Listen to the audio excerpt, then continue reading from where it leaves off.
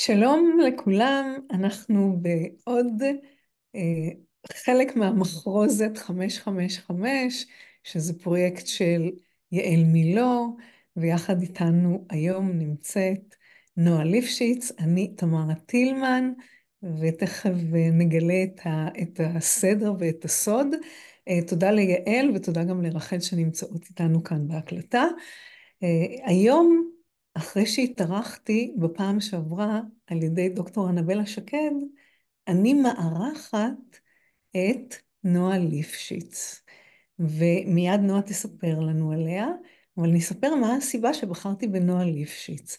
למי שהיה בשבוע שעבר ראה את השידור בפעם הקודמת, אה, דיברנו על יקום מקביל, פילוסופיית חיים, ועל כך שמהלך חיי האדם מורכב משני דברים, שני קווים מקבילים לכאורה, האחד זה האירועים שלו והשני זה מקריות, והיום הבאתי את נועה ליפשיץ, שזה בדיוק התיאור של בחירת החיים המקצועיים שלה, נועה ליפשיץ שמתעסקת בתחום מאוד מיוחד, עם מכשור מאוד מיוחד.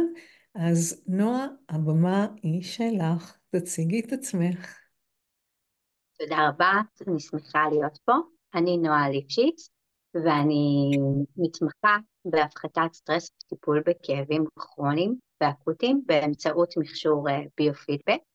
זו שיטה שמבוססת על טיפול ב-CBT, ובעצם חשוב לי היום ככה לחשוף אותה היום ולתת איזה שהם, לספר איך הגעתי לתוך העולם הזה, ואיך הוא עושה שינוי מאוד משמעותי בחיים של המון אנשים.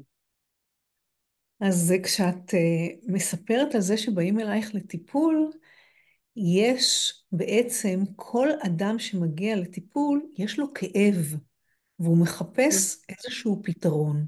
אז אולי תספרי לנו עם איזה כאב באים אלייך, ומה הפתרון שאת מציעה ככה בקצרה, ואחר כך אנחנו נעשה את זה במורחב יותר. כמובן. אז באמת האנשים שמגיעים לטיפול שלי הם אנשים שסובלים מכאב. זה יכול להיות כאב אקוטי או כרוני, כאבים אורתופדיים או נוירולוגיים, וזה יכול להיות גם כאב ברקע יותר רגשי, אנחנו קוראת לזה מחשבה כואבת או מחשבה שמסבה סבל, דיכאון, חרדה, ובעצם אנחנו רואים כבר איזשהו סממן לפגיעה באיכות החיים, פגיעה בשמחת החיים, איזושהי ניסיון לחיות בתוך מגבלות הכאב ולא בצורה חופשית.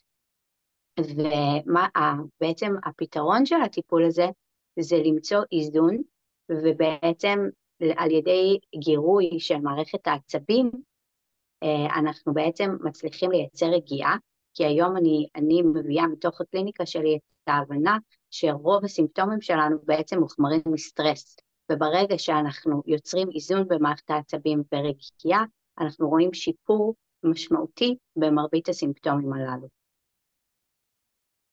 והמכשור שאת משתמשת בו, ככה אני בקצרה, משתמשת כי אחר כך אנחנו נדבר יותר לעומק.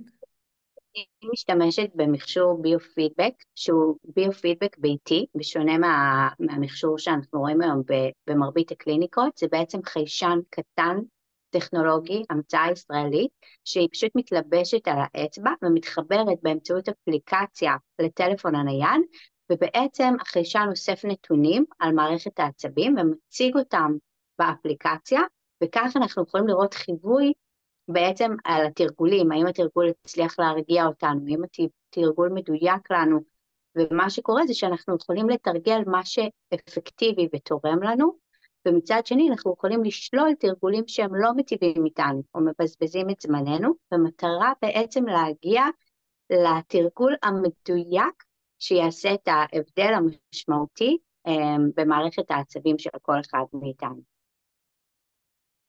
בואי נדבר קצת על העניין של ביופידבק. מה זה בכלל ביופידבק? יש אנשים שאולי פעם ראשונה שומעים את המילה הזו, אז בואי תספרי לנו קצת, מה זה הדבר הזה? איפה זה נופל? באיזה תחום זה נופל? ובבקשה. כן.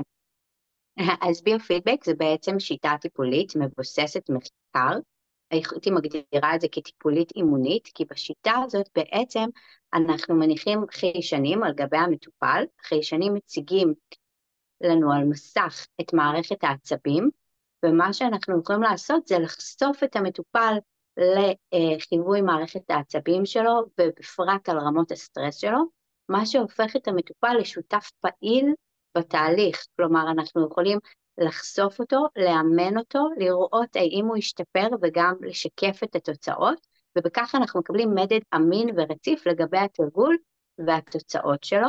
היום משתמשים בביופידבק בכל קופות החולים, בתי החולים, מחקרים, זו שיטה מאוד מבוססת, מדע ומחקר.